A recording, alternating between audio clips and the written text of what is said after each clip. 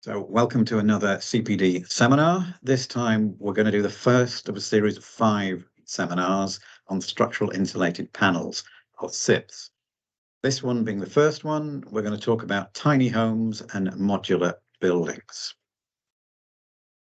So we'll look at resource consent and building consent and issues around the building code related to tiny houses and modular buildings. The rest of the series, well, in part 2, in 2 weeks' time, we'll look at how we calculate the structural capacity of the panels. And yes, there are spreadsheets for these, and we'll be explaining those spreadsheets using MathCAD. So it's the capacity of roofs and ceilings, as well as walls, and then there are beams that you can make from these SIPs panels. Section 3, we're looking at cold stores and freezers and some case studies. So it's some of the work we've been doing for the past couple of years using SIPs panels in practice. Episode 4, we'll look at the capacity of fixings, because as we'll find out, the Achilles heels of this whole system is down to the fixings. So we'll look at how we calculate the capacity of bolts, rivets, and screws in steel, as well as in aluminium. And yes, there's a spreadsheet for that too, but we'll be explaining it using MathCAD in long form. The final episode and the finale of this year, before we break up for Christmas, is the warm roof load span tables. And here we will be overdosing on MathCAD because we're looking at a composite section. So we'll calculate the transform section properties, and then we'll show how to display and calculate the capacity of these composite panels using matrices in MathCAD. So coming back to episode 1, the sources and the references for this episode, well, the 2 primary sources are the 2 documents you see here. The first is from Auckland Council, and it's about manufactured modular components. And the second is from MB, that looks at building work that doesn't require building consent. I've also borrowed quite heavily from the Metalcraft websites and the Auckland Council website and the MB website, which we'll look at later. So beginning with the MB document, MB recognized that modular and portable buildings had increased in popularity in recent times. And so they published a document in 2022 for modular component manufacturers, clarifying the rules and regulations of modular and component buildings. There's a Schedule 1, and that allows you to comply with many situations. Even if you're exempt from building consent or resource consent, all portable buildings, in fact, all buildings, need to comply with the minimum standards as set out by the New Zealand Building Code. So this is the document, and it's available for download from the MBIE website, and it goes into a great deal of detail. Let's just have a quick look at the contents page and about what kind of work is exempt. So you're looking at alterations, maintenance, and removal of buildings, looking at some small detached standalone buildings, work on windows and doors, etc., plumbing and drainage, and these add-ons like porches, verandas, and pergolas. It's always worth looking through that, and they give many examples in there. So the manufacturers were given some guidance from MB, and it's emphasized that these product manufacturers need to make the owners aware of the responsibility. So just because it's exempt from building consent doesn't mean that they get away with everything.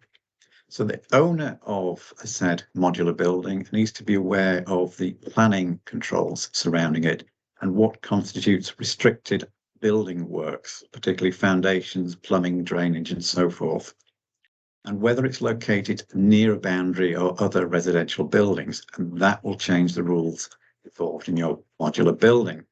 There's also restrictions related to the end use of the building, which we'll get into a little later. So if you've got a tiny home and you've included cooking and sanitary facilities in it, you're probably not exempt from building consent.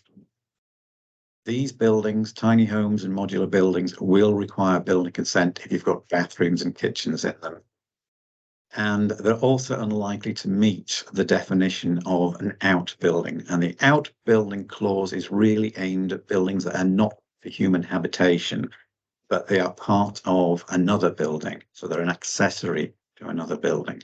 So, for example, carports, farm buildings, garages, greenhouses, machinery rooms, etc. If you are a product manufacturer and a supplier of these garden sheds, cabins, or sleep outs, make sure that the people buying them are aware of how that building is to be used and the rules and regulations concerning its location for it to be still exempt from a building consent. If a small building is not used or not located as required by the exemption, then the purchaser will need to apply for building consent. Here is the MB website, and if you look at building code compliance, you'll come to this page, and you'll see that the building code of New Zealand is divided up into 8 general areas, and under each there are lots of information and documents describing how you can meet the building code. We've also got the Auckland Council website, and again, if you go to that site and type in building consent, you should come to this page, and it'll tell you all about what you need to do to get your building consent, resource consent as well. A little bit further down, you will find an online tool that'll help you decide whether you need building consent. So go again to the Auckland Council website, and if you scroll down on this page, you eventually get down to the online tool. This tool asks you some basic questions and determines whether or not, gives a guidance whether or not you need building consent. There are, of course, limitations to the scope of Schedule 1 works. It's aimed at residential properties, so no commercial properties. It's aimed at lightweight materials, and it's also aimed at single-story buildings. So they're intended to be used for modular, kit set, component, or prefabricated buildings. A reminder of how the New Zealand Building Code works. You've seen this before in previous presentations, but at the top you have the Building Act, and underneath that you've got the Building Code, and that forms the legal requirements and legislation for New Zealand. Underneath that and supporting the building codes, you have a means of complying, and generally be looking at either acceptable solutions or verification methods, which are documented underneath the building code, but there's also the alternative solutions which you can use to demonstrate compliance as well. So there are lots of code clauses that you need to satisfy when building your tiny home or modular building. Top of the list, of course, is B, on stability. So your structure needs to be covered by an independent structural engineer who can provide you with a PS1. It could be Redco, but it could be another independent structural engineer. And for that, they can provide you plans and specifications, and they will also remind you of the limitations, so where you can put the building in terms of wind zone, snow loads, and earthquake zones. The other aspect is durability. So for a permanent building, you're probably looking at a 50-year life. So we would expect all the structural elements to come with a durability of 50 years, and the floors, walls, fixings, and roof, if it's structural. If you're using a SIPS panel for your roof, it's probably going to be structural and therefore needs to have a 50-year durability. Other aspects, like the building envelope, we'd be looking at a 15-year durability. More important, or another important aspect, is the fire. So section C of the building code covers fire, fire prevention, fire spread, and so on, and covers things like distances to boundaries and escape routes distances. A handy guide in the Auckland council document, and here's a diagram showing you what it means to be close to your boundary. And so if you are close to your boundary, then you will still need building consent. Other clauses, we'll look at clause E, and that talks about moisture, i.e. surface water and external moisture. So if you're looking at surface water, don't forget to put some gutters and drain pipes and actually feed that water into a surface water drainage system. Now, many councils, including Auckland Council, will give you guidance on the net requirements for stormwater distribution. And they may even tell you what type of stormwater system you need, including, for example, a stormwater retention tank. So contact them and look on their website. In terms of external moisture, the building, like all buildings, needs to be constructed so it provides an adequate resistance to penetration by water, basically. The insulated panels generally fall out of the scope of the NZBC acceptable solutions. However, wall and roof installation details are already published on the Metalcraft website, and we'll look at some of those in detail later. So section F goes into how the building is used and how we keep the people in them safe. So in terms of safety from falling, well, they're normally small buildings and there's a limit to how high you could put them off the ground anyway. So it might be just about window restrictors. Construction and demolition hazards are usually best covered by the specification. And if you're sleeping in this building, you need to have smoke alarms. Section G, that covers services and facilities. So again, it's about personal hygiene, laundry and food preparation. So if you have a sleep out, the people in it need to have access to a separate facility for sanitation and for food preparation. G4 covers ventilation. And if you need to prevent loss of amenity or even illness, you need to provide a sufficient amount of fresh air. An acceptable solution number 1 under G4 will give you this little equation as a guidance. Interior environment, well, obviously you need to be safe, and the safe installation of heating appliances is covered in this section, and it includes the pipework, fixing and clearances. It goes on in great detail about natural light within habitable spaces. So you don't want actually to live in a dark hobbit hole. So we'll look at the diagrams from that in a moment. You can put in artificial light and it's relatively easy to satisfy G8, but it does rely on having an electrical connection, which brings in section G9. And there are restrictions about wiring and penetrations, particularly with EPS, that's expanded polystyrene, because there are hazards related to fire. G10 to 13 looks at piped services, gas, water, and so on. And you need to look at the council compliance methodology for these. One thing to bear in mind is that if you're adding on extra bedrooms as sleep outs, you're having more people on your property, can the existing facilities for site wastewater cope with the additional people using the bathrooms, for example? So here's the diagram from acceptable solution number 1 in G7. So if you've got windows on one side, it needs to be rather large, but you can make them smaller if you've got windows on both sides. If you're building next to a building, you're likely to block out the light. And one suggested solution is to have rooms with high reflectance values on their surfaces, the walls, the ceilings, and so on. And you don't want it to be a dark hobbit hole, so you want to be able to see out to the outside world. So what are called visual awareness. These are the rules surrounding that from your building. H. Now, this is the one that gets all the attention now. H1 has recently been updated to improve the thermal performance of buildings in New Zealand. However, H1 actually only applies if you're taking the energy source from a network provider. If you're all off grid, then you're excluded from H1. and it only applies to habitable buildings. So if you're sleeping in it or using it as an office, and not an outbuilding like a shed or a garage.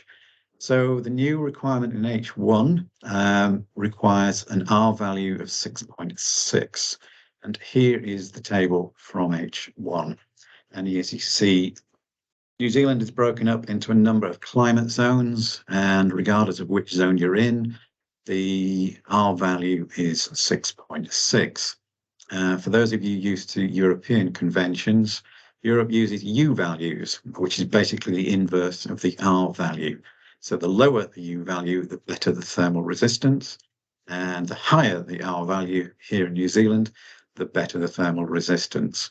And in Europe, the U values required have gone down and down and down over the years, and I'm expecting the same thing to happen here, that the R values will go up and up and up as the performance of materials and products supplied to the construction industry improve. So the R value of 6.6 is a decent amount of insulation in your roof. R values for walls, not so great. And R values for windows and doors and skylights are a bit pathetic, if we're honest. I think this is waiting for product manufacturers of windows and doors to improve their game and provide R values of a much higher capacity. If you consider the thermal performance of a building, you need to consider the whole building and whole building envelope. There is very little point putting lots of insulation in your roof if you've got lots of windows and doors with such a poor R value as this. To get higher R values than this, you'll probably have to import your windows and doors from Europe. And that means solar controlled, gas filled, double glazed, and thermally broken windows as a minimum. Now Europe are looking at triple glazing as a minimum to satisfy their ever demanding needs for improving thermal performance.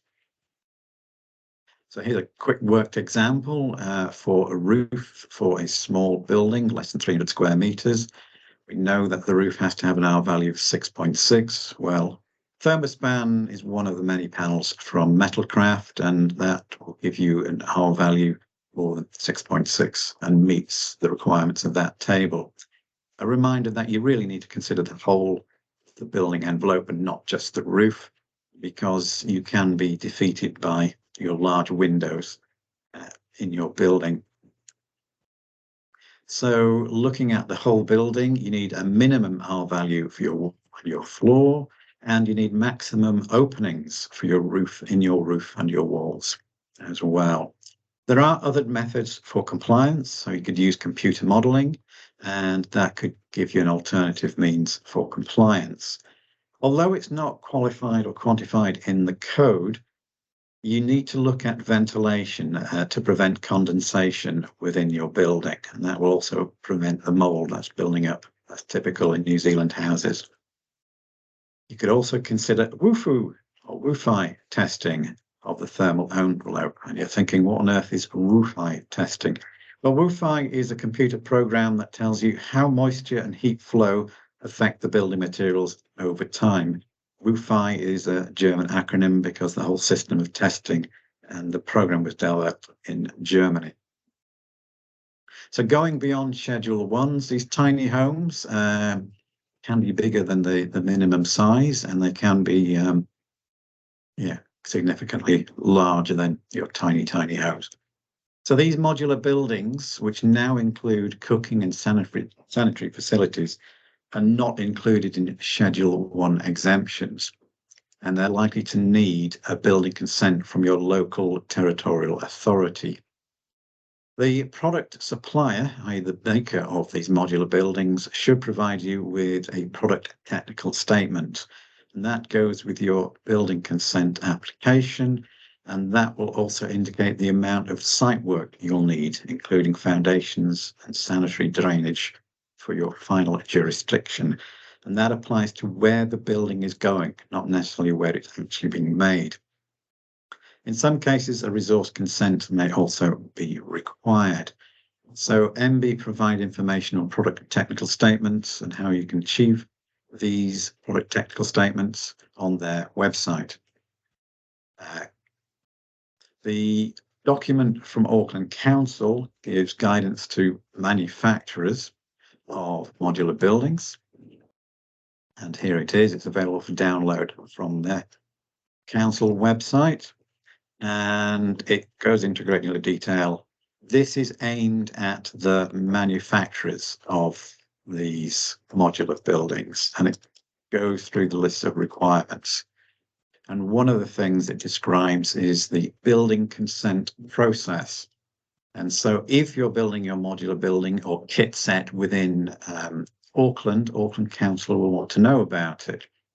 And they'll also want to know what your factory QA assessment is. You must have a quality assurance process in place. They'll also want to see your inspection regime. And with all of these, you'll be getting a memorandum of understanding with the council, which will ease the wheels for them in terms of your building consent. Now, what about PS1s? Producer Statement 1 for design. Now, for these buildings, we often split it into two. So you'll have a PS1 for the modular building superstructure. So it's generic. You can apply it again and again. And you can put the limitations on the application. So up to earthquake zone 3, up to wind zone high, for example. And it's based upon the location of the factory rather than where you're actually going to put it. So if you're building your factory in Auckland, and Auckland Council will be the authorising body for you. You'll need another PS1 for the substructure, and every site is different. And so the substructure PS1 will be specific to the site, and hopefully you'll have had a geotechnical investigation for the site, and that gets submitted to the territorial authority for that site. So it may not be Auckland if the building is outside of Auckland. PS2s, the peer reviews are not usually required. PS3s will come from the product manufacturers for the doors and windows and the panels. And PS4s, well, if it's simple construction on good ground, then you're looking at the construction monitoring level 1. So it's just a council visit. However, if you've got unusual foundations or unusual aspects to your building, you'll be looking at CM2, for which you'll need a PS4. So if there are aspects of your building, particularly the foundations, which are specifically engineering design, then you'll need a PS4 too.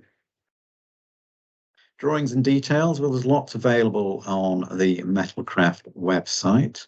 So if you open up the website, you'll find lots of information in there for the different types of panel.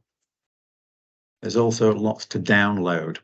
Now, if you click on the download button, it will bring you a zip file containing the PDF, the DWG, the DXF, and the RVT file. So Revit and AutoCAD files come as a big bundle. If you just want to view it, I suggest you view it first online. So this one for Aspire panel, which is a profiled roofing panel with a PIR core. You have things like your load span information. You can view that online. It pulls up the brochure for the load span information for this particular panel. Tells you about the R values and the weights, and here are the load span information tables.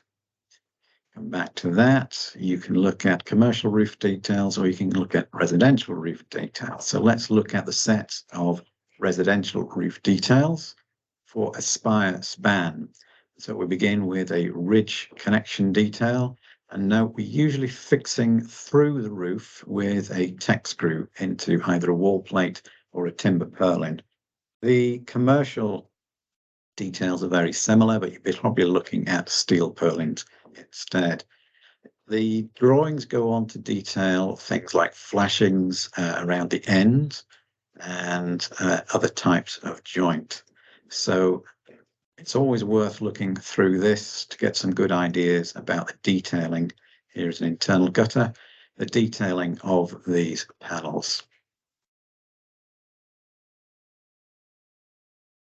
You can also look at thermopanel. And this is an expanded polystyrene panel. It's used in walls. So here is a capping detail for the walls. And this is how we flash around, for example, window openings. And there's details of joints and pipe penetrations through these panels. So in this case, we use a thing called a deck type pipe flashing, and so on. So it's worth looking at this as well. And it's available without signing in and free of charge. So that ends at part one. In part two, as I mentioned, we'll be looking at the calculations for the structural capacity of panels, and then going on to looking at case studies for cold stores and freezers, before more MathCAD in terms of capacities of fixings, and the final complete geek out on MathCAD matrices. Just a reminder that most of the videos are recorded and uploaded to my YouTube channel in the glorious name of Daddy Pig. A little bit of a family joke in that. So there's now a number of the CPD webinars. So from number 2 up until number 15 are in YouTube. I've also extracted out some of the MathCAD videos as short videos. I can say, sorry, Nigeria, but you've fallen down into joint 4th place in the viewing list. We've had a sudden surge from the USA as my number 1 viewer in the past month.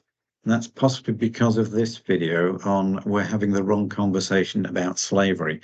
That's got nothing to do with structural engineering. It's on my other channel, which is about deep thinkers.